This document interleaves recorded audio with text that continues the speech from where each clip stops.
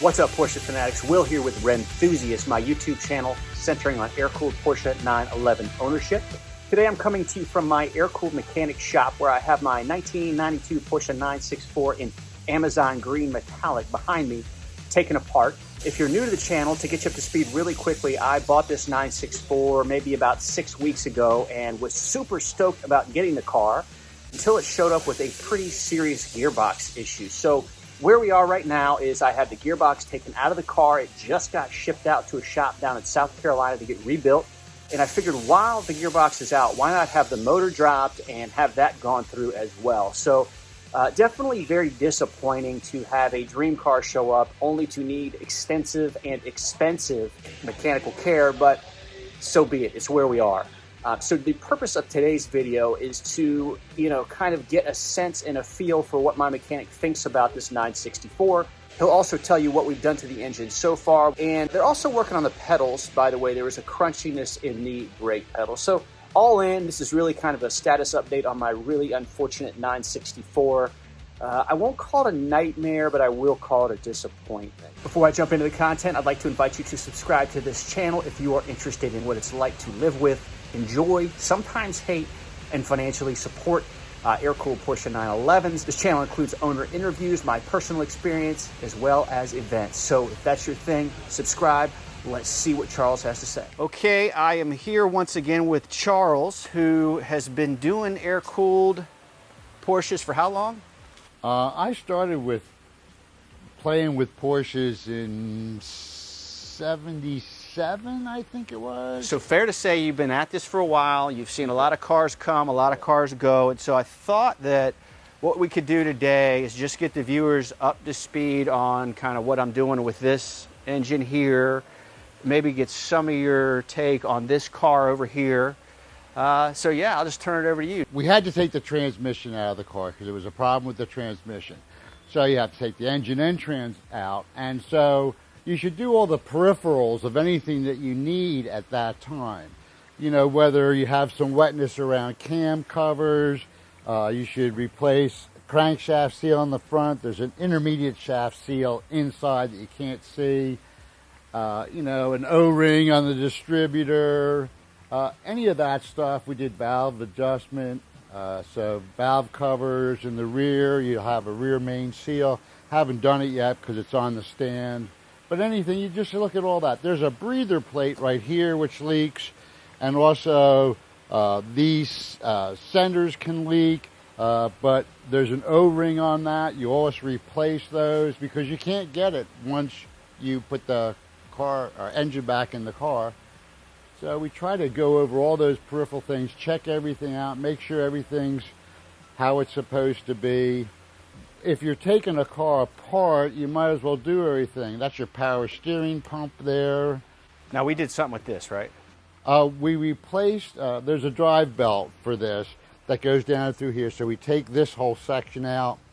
We replaced the belt along with all the seals in here so that it's something that you can't do with the engine in. So you might as well do it all now because it's, a few hours here, a few hours there, and you get all that stuff taken care of. It had a non-dual mass flywheel, still steel wheel. There was some leaks at the input shaft of the transmission, so this ended up getting all wet. You can see it's shiny, and that's because there's oil on it. So that'll be taken care of while the transmission's out being fixed. It had a aftermarket exhaust system on it that was a little loud. We're gonna leave that's not the aftermarket, that is... I think this is cat delete, I'm sorry. Cat delete. You didn't have the second muffler, and we're gonna put that on, and we're gonna quiet up the car. Yeah, I found it to be more of a cruiser. It sounded like a V8 to me.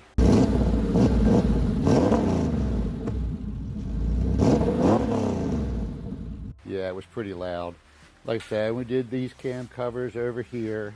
So let me ask you this. I mean, obviously, you know the story. This car showed up and the transmission wasn't exactly what I had hoped. So setting that aside, I mean, what's your opinion on this motor? Is there anything that Do you feel good about this? Do you feel neutral about this? Yeah, we didn't see anything wrong with its runnability or anything. We just wanted to make sure that once we put it back in, that we don't have to worry about any oil leaks showing up after the fact.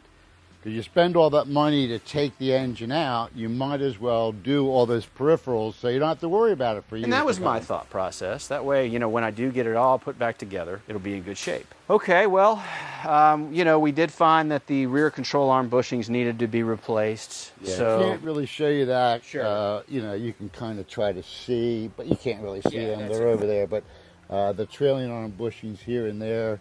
We're going to put Elephant Racing monoballs in it. That'll make it more solid. You won't ever have to worry about it again. So your opinion of the car is that it's a great car.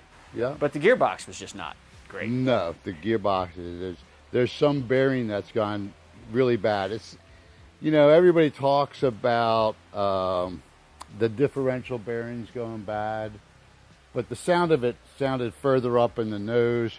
I guess we'll find out soon enough when they take it apart. It's already been shipped out. So in your experience with that kind of stuff, though, that builds over time, doesn't it? I mean, it didn't just happen all of a sudden? No, it probably happened over time. Yeah, that's a shame. So can we go over here and jump on these pedals real quick? This is a pile of mess right now because we keep working and we've been waiting for bushings, and I'm actually supposed to get the last of the bushings today. But all these were dry that were in it, so we got these crunchy noises going on. There's one pivot you can see, instead of pivoting, where is that piece? Right here. Right there. Yeah, instead, this one was really tight for some odd reason, this Heim joint, and that's an $800 part from Porsche, and you can't really replace this one. I guess somebody could, you know, because it's of the lanes specific, but it was actually turning on the pivot bolt as opposed to turning here. So we'd worked at it, and so it turns pretty easily now. It was really hard to move it at first. We just kept on oiling it up and, you know, moving this so that we could get oil inside there and all. So we're pretty happy with it now. It should be just fine. But the whole pedal cluster between dry bushings and everything, it was making noise. And it just felt crunchy at the top of the pedal travel. That was what was weird. I mean, the brakes felt like they worked well, but it was just in the pedal, you know. Yeah, it was just the noise out of the pedal cluster.